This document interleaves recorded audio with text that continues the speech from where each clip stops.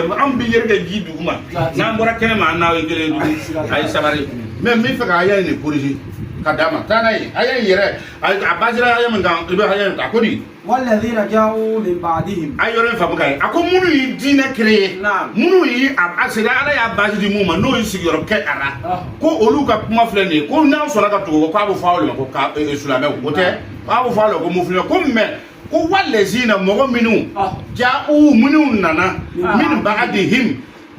père fondateur tɛmɛnen kɔ olu nana sɔrɔ ninnu y'a kɛ ka a yɔrɔ suma k'a ban ko ni hakilima mun nana olu kɔfɛ ko de يقولون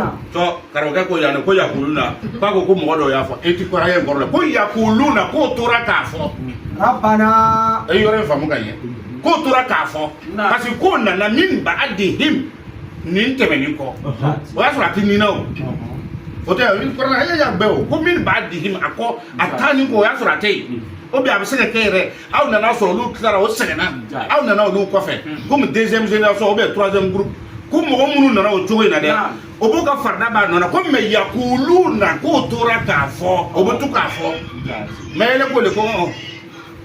ele ko ko non k'a fɔra ko mɔgɔ dɔw de nana o kɔfɛ k'o mɔgɔ tora k'a fɔ k'a kɛ komi i n'a fɔ histoire don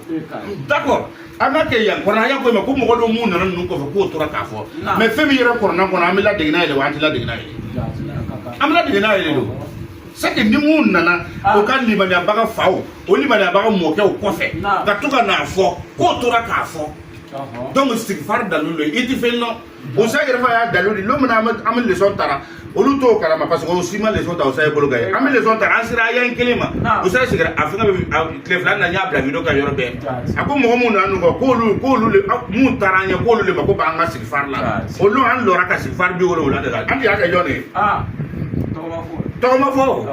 a ye haya in di k'a yira fɛn dɔ de la mais nusɔngɔ b'a ye hali bere kabako don